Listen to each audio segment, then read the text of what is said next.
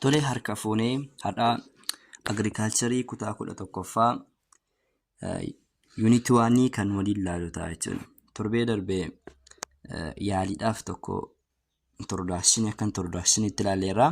Har'a immoo boqonnaa tokkoffaa kan waliin ilaaluu ta'a jechuudha.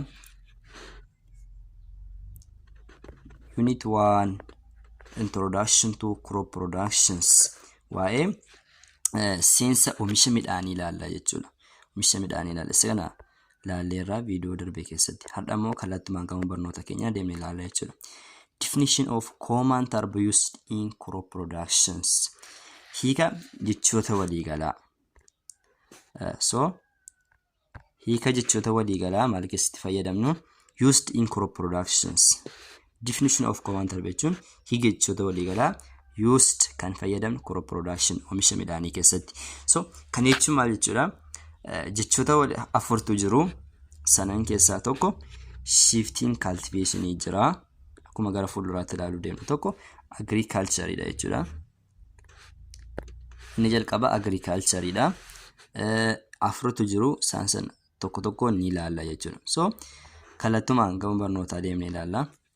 Brainstorming jechuun gaaffilee mariidhaan hojjetaman jechuudha. Answer the following question. Answer the following question independently before reading the note and share your answer with your classmates. Maal jedhaara? Yaadannoo kee dubbisuun dura jedhaara. Gaaffii armaan gadiitiif of danda'e deebisii moo deebii argatte moo hiriyoota keetiif dhiyeessi jedhaara. Deebii argatte moo hiriyoota keetiif qoodi jedhaara. Jalqaba what is agriculture? Qonna jechuun maal jechuudha? How do you think agriculture started? Qonni akkamitti eegale jettee yaadda? What is practice does the term agriculture include? Jechi qonna jedhu kun gochaalee akkamiifaa of keessatti qabata? What is the difference between agriculture and farming? Garaagarummaan farming if agriculture maali kan jedhuun laallaa jechuudha. Egaa kana xumurtanii booda gaaffilee kan hojjechuu danda'u qabdu jechuudha. Kallattumaan gama barnootaa deemnee yoo ilaalle jalqaba agriculture jechuun maal jechuudha? Agriculture is deliberate what? Crop production and rearing of animals. Agriculturein akkamitti ibsama? Define as deliberate cultivation of crops. Midhaan itti yaadanii oomishuu fi rearing of animals. Beelada guddisuuti agriculture jedhama. Kan irraanfachuu hin qabdan. Yoomiyyuu agriculture wantoota gurguddoo lama of jalaa qaba. Tokkoffaan deliberate cultivation of crops and rearing of animals jedhu kana jechuudha. Midhaan itti yaadanii oomishuu fi beelada guddisuun agriculture jedhama jechuudha. Haala kanaan hubachuun gaariidha jechuudha. Before introduction to agriculture, qonni kun osoo hin eegalin dura societies survived by hunting animals and gathering plants for food. Hawaasni haala kamiin jiraataa ture? Hunting animals jechuun bineensota adamsuu fi gathering plants for food biqiloota nyaataaf walitti qabuun jiraachaa ture jechuudha. Studies indicate akka qorannoon garaagaraa mul'isanitti the hunter gatherer had to be inside food in order to survive.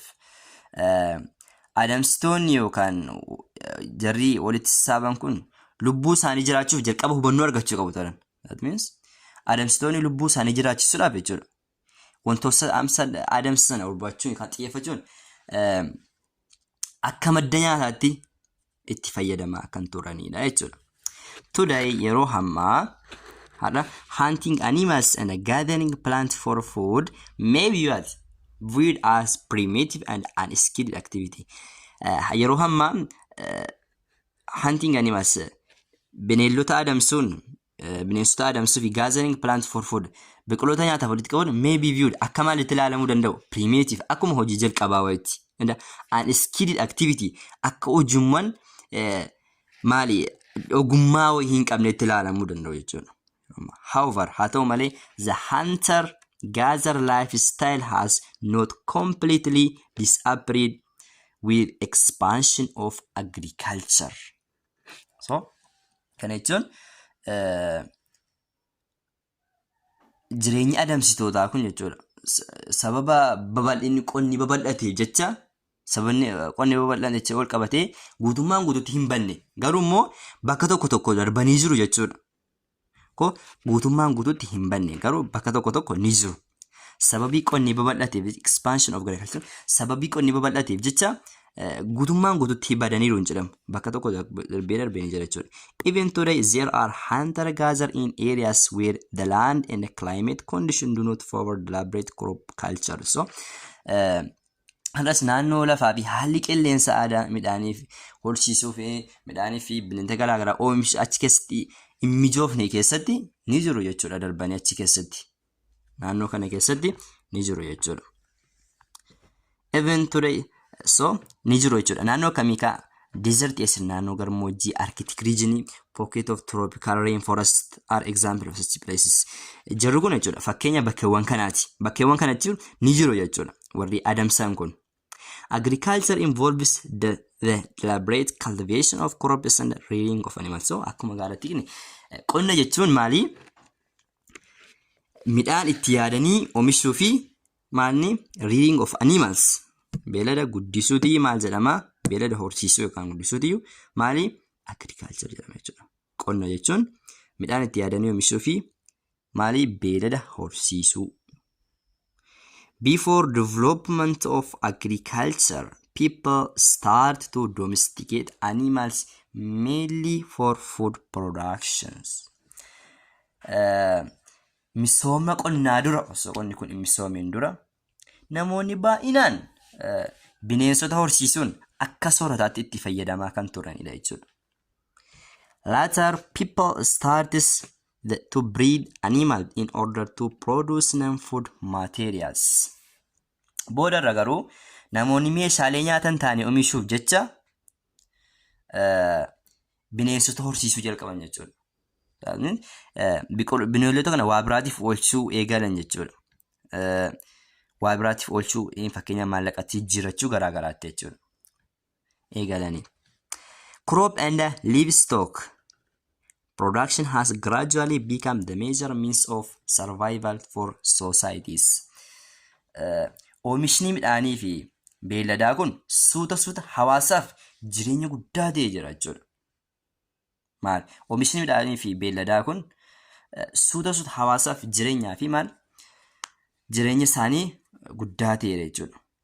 Suutaan hawaasaaf jireenya guddaa kan ta'edha jechuudha. So agriculture haala kanaan hubattanii taatan kallattumaan ammas gara shifting cultivation kan jedhutti ceena jechuudha. Shifting cultivation jechuun maal jechuudha jettan the form of agriculture which an area of ground is cleared of vegetation and cultivated for a few years and then abandoned for a new areas. Form of agriculture idha. So shifting cultivation jechuun maal jechuudha? Qonna jijjiirraa jedhama jechuudha afaan Oromootiin. Qonna jijjiirraa form of agriculture gosa agriculture yookaan type of agriculture keessaa tokko ta'ee which area of ground bal'inni lafasaa jechuudha. Bal'inni lafasaa is cleared of vegetation. Bal'inni lafa tokko sanaa biqiloota irraa qulqullaa'ee biqiloonni sun irraa qulqullaa'ee cultivated for few years. Yeroo muraasaaf misoomsuun few years and then abandoned for a new years. Booda immoo naannoo sana deebisanii bosonsu. Kana jechuun shifting cultivation jechuun karaa gabaabaatiin karaa isin hubattan jalqabaa lafa sana hin cirree hin misoomsine waggaa tokko lama misoomsine sana booda immoo lafa sana ammas deebinee bosonomsisa deebinee ganna.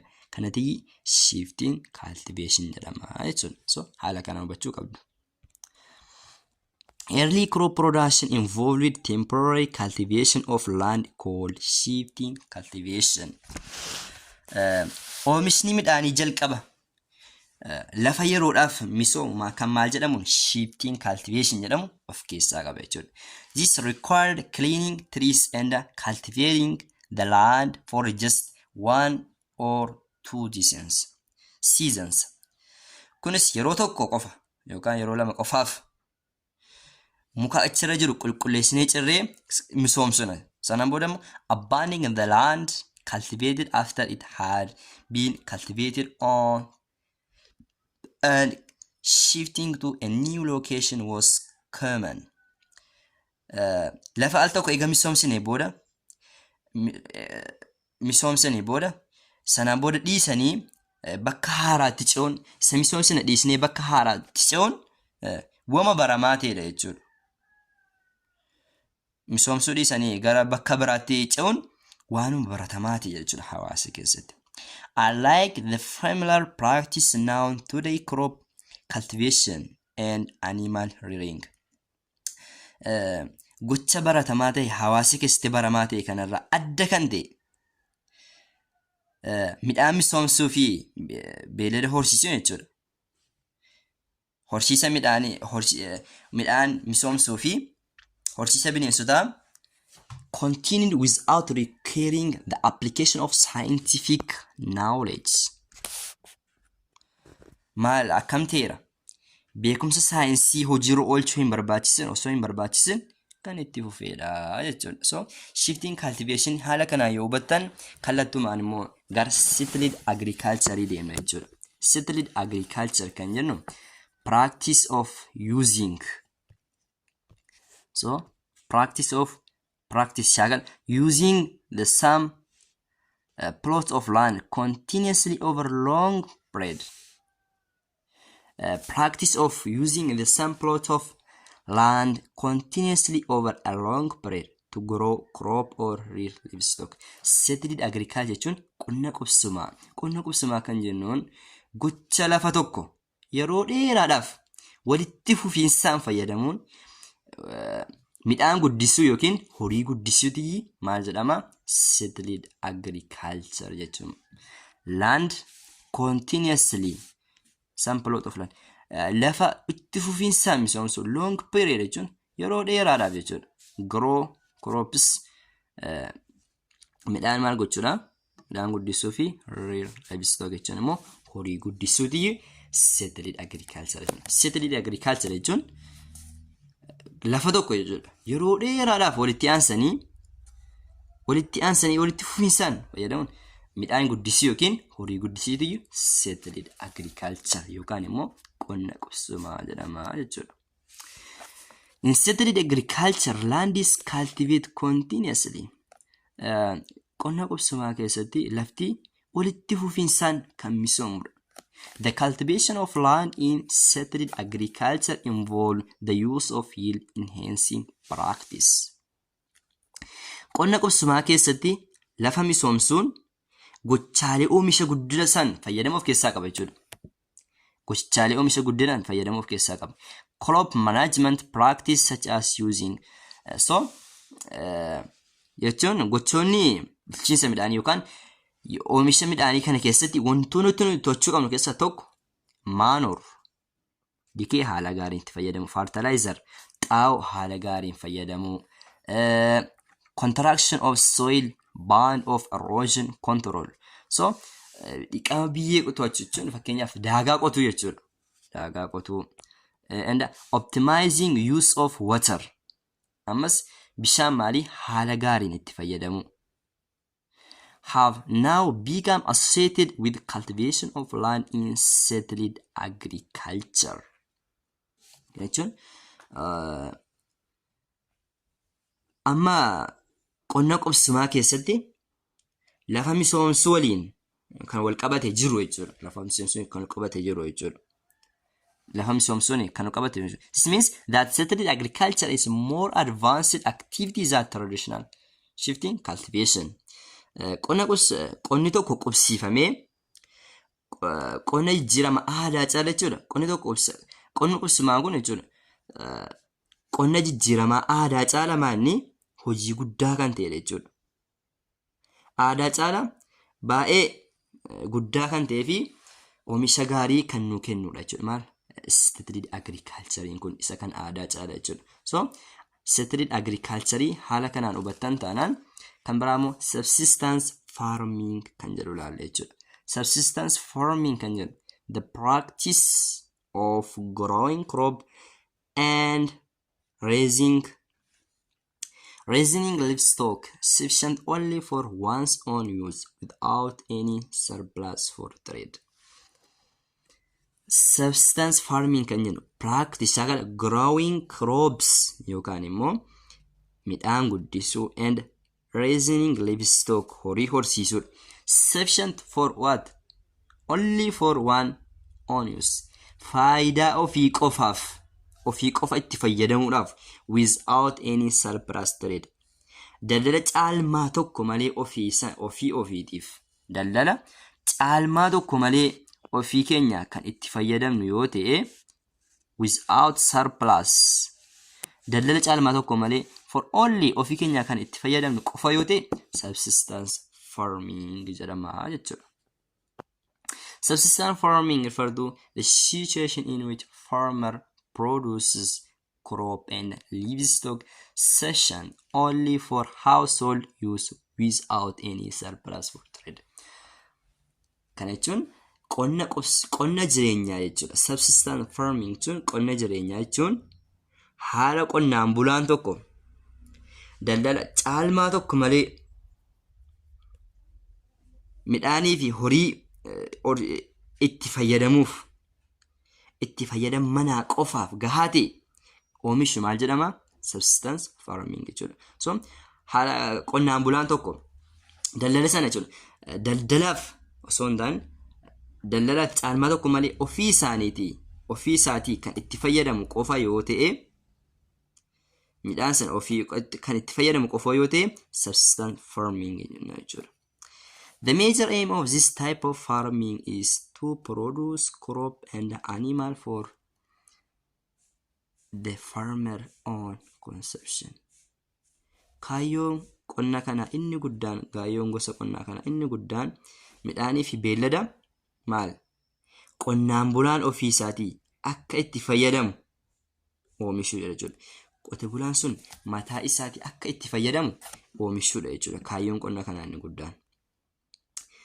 Subsistence farming often require simple techniques that often do not go beyond in household capacity jedha. Qonni jireenyaaf oolu kana yeroo baay'ee tooftaalee salphaa, yeroo baay'ee dandeettii maatii tokko wal hin taane jechuudha. Hin danda'amne kan barbaadu jechuudha. Barbaada kan if there is any excess production, it may be stored for time for poor harvest or sold to generate income for household. Oomishni garmalee yoo baay'ate yeroo sassaabbii gaarii waan hin taaneef kan yoo kuufame jechuudha. Kan kuufamu yookaan immoo garmalee maal ta'a jechuudha. Gurguramee gatii maatiin gatii argachuu danda'a. Gurgurames maatiidhaaf oola jechuudha. So qonni sun yoo baay'inaan oomishames maatiidhaafis deebee gurgurames akka maallaqatti jijjiiramee maatiidhaafis ta'uu ni danda'a jechuudha. So kan haala kanaan hubattan taanaan yeroo itti aanu immoo the origin of domesticated plants crops kan jedhu ilaalla jechuudha. So amma waan ati kan ilaalle keessaa kun jalqaba. Viidiyoon kiyya kun yoo isinitti toles yoo isinitti tolu dhiises so gara fuulduraatti fooyyessaa waan deemnuuf so haaraa waan ta'eef chaanaaliin kunis haaraa waan ta'eef so kanaafuu yeroo itti aanu origin of domesticated crop kan jedhuun ilaalla. Chaanaalii kana like, share, subscribe gochuu hin dagatinaa isiniin jecha itti fufna jechuudha. So itti fufnee ni ilaalla, fooyyessaas ni deemna. Kanaafuu hanga xumuraatti waan nu waliin turtaniif galatoomaa isiniin.